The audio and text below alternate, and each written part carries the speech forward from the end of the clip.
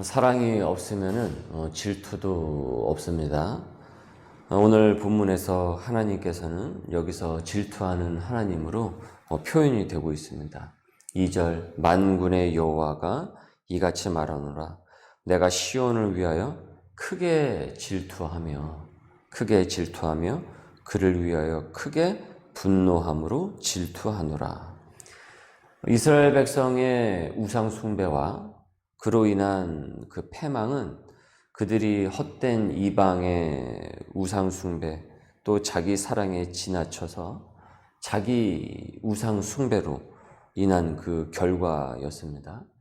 하나님께서는 당신의 백성의 이런 모습을 보고 질투하시는 하나님으로 묘사가 되고 있습니다.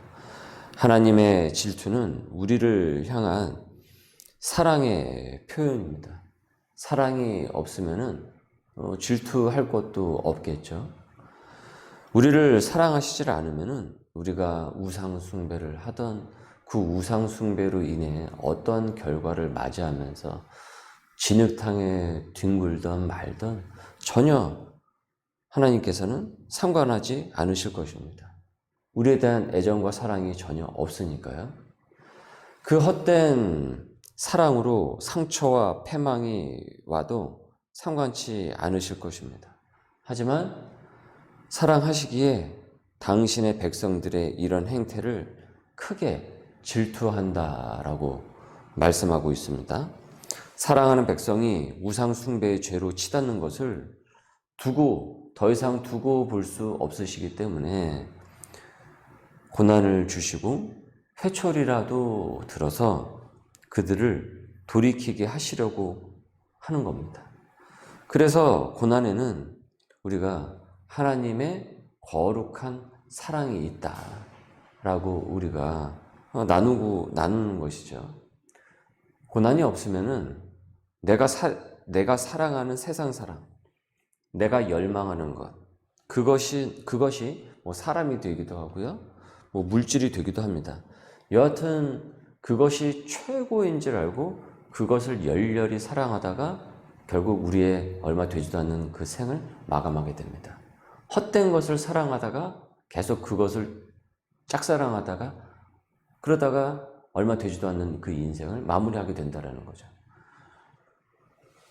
그리고 그것으로부터 또 배신을 당하기도 합니다. 돈도 배반을 하고요, 사람도 배반을 합니다. 원래 사람과 돈의 형질이 그렇습니다. 그런데 우리가 고난이 없으면은 이것이 잘못된 그 사랑인지 깨닫지를 못한다라는 거예요. 혼자 짝사랑하는 줄도 모르고 그것을 계속 쫓습니다. 맹목적으로. 하지만 고난이 있으면은 내 죄를 깨닫고 그 사랑이 헛된 사랑임을 깨닫게 됩니다. 진짜 사랑해야 하는 하나님을 바로 바라보게 되어서 예수 그리스도를 만나게 되는 것이죠. 여러분은 오늘 본문의 이 말씀을 보시면서 하나님의 질투가 사랑이라는 것이 여러분은 믿어지십니까? 하나님께서 이 고난을 통해서 내게 깨닫게 하시는 것이 무엇입니까? 내가 지금껏 했던 헛된 사랑은 무엇이었던 것 같습니까? 하나님과의 이 사랑이 이제서 회복이 되려는 그 조짐을 이 예루살렘 성은 보이고 있습니다. 그리고 이제서야 예루살렘은 진리의 성읍이 되는 것입니다. 하나님께서 거하시기 때문이죠. 그 예루살렘 성읍에. 예루살렘 성읍이 그저 건축물이 아니라 하나님이 머무시는 성전이 되는 것은 바로 하나님과의 관계가 바로 설 때, 바로 거기에 진리의 성읍이 되는 곳이고 하나님이 거하시는 성전이 되는 것입니다. 하나님이 거하시지 않는다고 한다면 그 예루살렘 성읍은 그저 건축물에 지나지 않는 것이에요. 고린도전서 3장 16절의 말씀. 너희는 너희가 하나님의 성전인 것과 하나님의 성령이 너희 안에 계시는 것을 알지 못하느냐.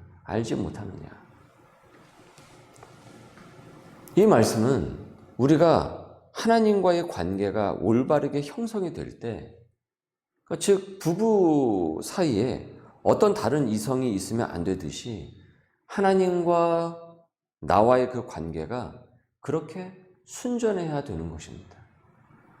그래야 온전한 성전이 되는 것이고 성령 충만할 수 있는 것이에요.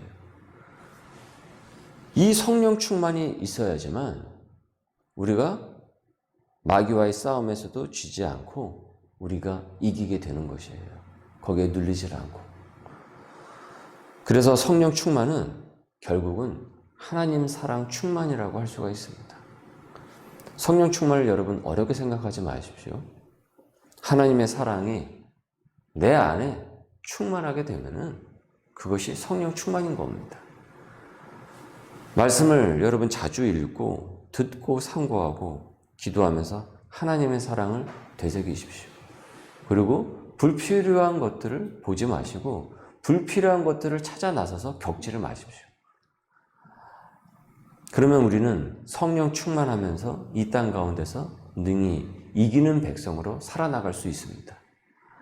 성령 충만하면은 하나님께서 예루살렘을 회복을 시키듯이 나를 회복시키시고요. 우리의 가정을 회복을 시키세요. 3절을 보십시오. 여호와가 이같이 말하노라. 내가 시온에 돌아와 예루살렘 가운데 거하리니 예루살렘은 진리의 성읍이라 일컫겠고 만군의 여호와의 산은 성산이라 일컫게 되리라. 거룩한 산이라 일컫게 되리라. 만군의 여호와가 이같이 말하노라. 예루살렘 길거리에 늙은 남자들과 늙은 여자들이 다시 앉을 것이라. 다 나이가 많음으로 저마다 손에 지팡이를 잡을 것이요 그 성읍거리에 소년과 소녀들이 가득하여 거기서 뛰놀리라. 이게 무슨 의미입니까? 예루살렘이 회복이 되니까 사람들이 모여드는 거예요. 노인들, 아이들로 북적이게 됩니다.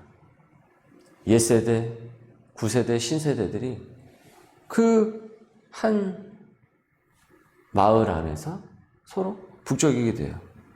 그 전에는 황폐화가 되어서 어땠습니까? 사람이 없었죠. 휑했어요. 하지만 하나님과의 사랑이 회복된 예루살렘에는 어떤 일이 벌어집니까? 사람과의 관계도 회복이 되는 것이에요. 세대 간의 관계도 회복이 되는 것입니다. 유행어처럼 계속 나오는 게 무엇입니까? 맨날 세대 차이. 뭐 MZ세대, 무슨 세대. 지금 우리나라 이 사회는 계속 어떻습니까? 세대를 계속 나눠버리죠. 계속 나눠요. 그리고 그 안에서 또 나눠요. 계속 세분화시켜요. 왜 자꾸 언론은 이런 것을 자꾸 조장을 하는지 모르겠어요. 자꾸 그것이 도대체 무슨 우리 사회에 도움이 되는지, 우리의 의식세계에 어떤 도움이 되는지 모르겠어요. 왜 자꾸 그런 식으로 언론은 자꾸 그것을 바이럴 하듯이, 마케팅 하듯이 도대체 무슨 이득을 얻길래 계속 세대를 자꾸 구분을 짓는지 모르겠어요.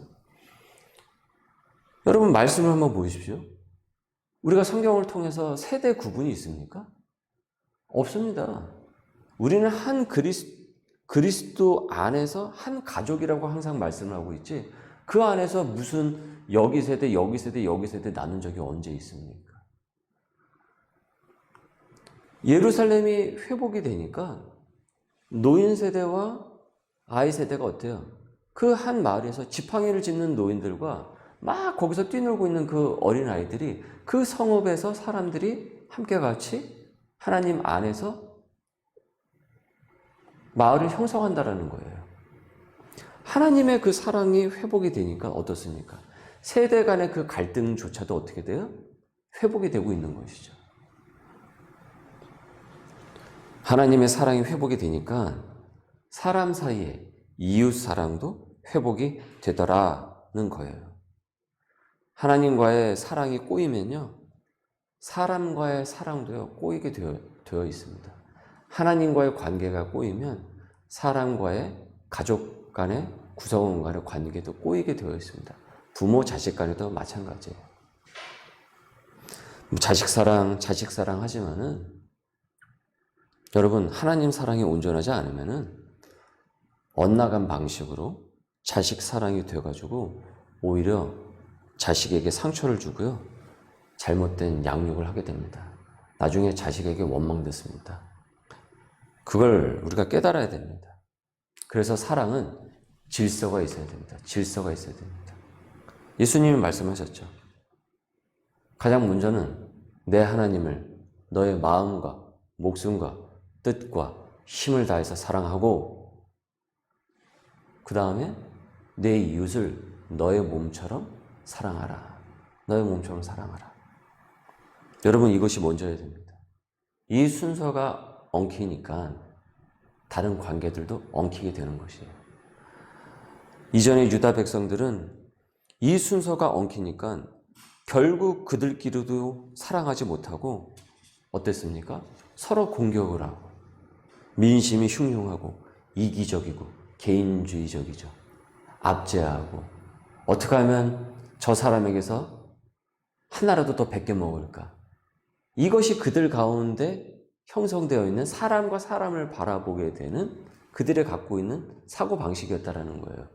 근데 이것이 어디서부터 출발했던 것입니까? 하나님과의 사랑이 온전하지 못하니까 그 관계가 엉터리가 되어버리니까 사랑과의 관계도 엉터리가 되어서 예루살렘 성읍도 횡행해져 버리게 되고 포로로 잡혀가고 그 난리가 났었던 거예요. 결국 오늘 본문 말씀을 보니까 질투하시는 하나님의 사랑이 어떻습니까? 오묘하게 유다 백성이 엉켜져 버린 그 사랑을 다시 회복을 풀어내고 회복을 시키고 있다는 거죠. 그래서 이젠 옛날처럼 흉흉하고 서로를 증오하고 미워하고 원수 같았던 그 일들이 없어지게 되는 거예요. 11절 만군의 여호와의 말씀이니라. 이제는 내가 이 남은 백성을 대하기를 옛날과 같이 아니할 것인즉 곧 평강의 씨앗을 얻을 것이라.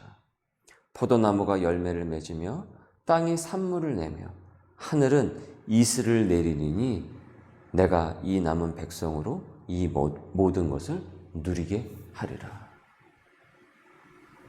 이 말씀이 나와 우리 가정과 우리 교회와 이 지역 가운데 우리 민족 가운데 흘러넘칠 수 있기를 바랍니다. 이를 위해서 여러분 계속 우리는 함께 같이 기도를 할 수 있어야 되고 이 땅 가운데 하나님의 사랑이 회복되어질 수 있도록 그래서 하나님의 나라가 한 평이라도 더 넓어질 수 있도록 우리 예수 믿는 사람들은 이를 위해서 복음의 전령들이 되어야 되는 것입니다. 불안정한 사회일수록요. 불안정한 사회일수록 시민들이 엇나간 사랑을 하고 있어요. 다들 자기만, 자기 식구만. 그러니 어떻습니까?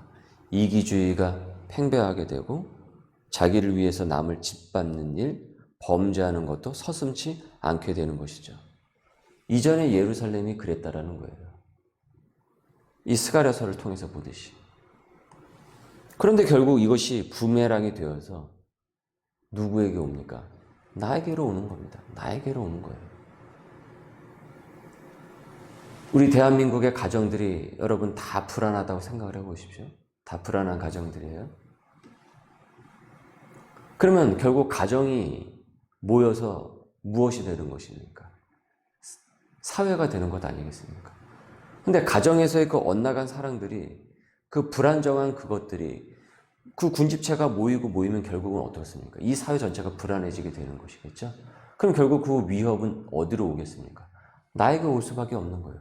그러면 거리 하나도 제대로 지나다닐 수 없어요. 왜요? 강도짓을 당할 수가 있거든요. 지금 예전에 예루살렘이 이와 같은 모습이었다라는 거예요. 제대로 다니지 못하는 안정이 없는 사회였던 것이죠. 그 출발이 엉켰으니까. 그래서 오늘 본문의 말씀은 하나님의 사랑이 회복이 되면은 다른 것은 질서를 잡게 됩니다. 상처 많은 가정이 하나님의 사랑이 회복이 되면 그 상처가 아물고 낫습니다. 열매를 맺으며 열매를 거두게 돼요. 그래서 우리가 복음을 열심히 잘 전해야 하고 우리가 이를 위해서 부름을 받은 것입니다. 결국 우리가 이웃을 사랑할 수 있는 가장 중요한 방법은 그리스도의 사랑을, 이 복음을 잘 전하는 것입니다. 말씀을 맺습니다. 여러분, 나의 사랑은 질서가 있습니까? 우리 가정은 하나님의 사랑이라는 우선순위가 확고합니까? 행여 가족 간의 가정 불화가 계속 심해지고 있다고 한다면 과연 그 근원적인 그 문제는 어디서부터 출발해야 했던 것이며 어떻게 우리가 그것을 회복을 할 수가 있을까요?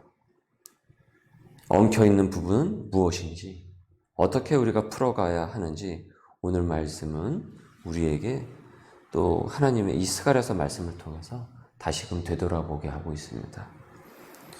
사랑의 우선순위가 엉키지 않고 올바로 형성되어서 하나님 사랑, 이웃 사랑으로 온전계 이 땅 가운데서 사랑을 실천해 나갈 수 있는 우리 소명의 백성들 될 수 있기를 주님의 이름으로 소망합니다. 기도합니다.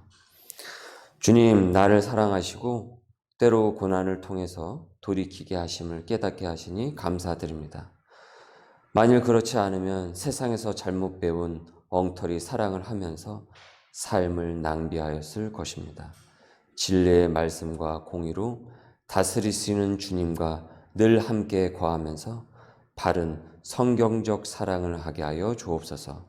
무너진 예루살렘을 회복시키시듯 가정을 회복시키시며 또한 이 땅을 회복시켜 주시옵소서. 이를 위해 복음의 수고를 아끼지 않으며 또한 열심을 낼 수 있는 우리 소명의 식구들 될 수 있도록 역사하옵소서. 감사함이 예수님의 이름으로 기도드립니다. 아멘.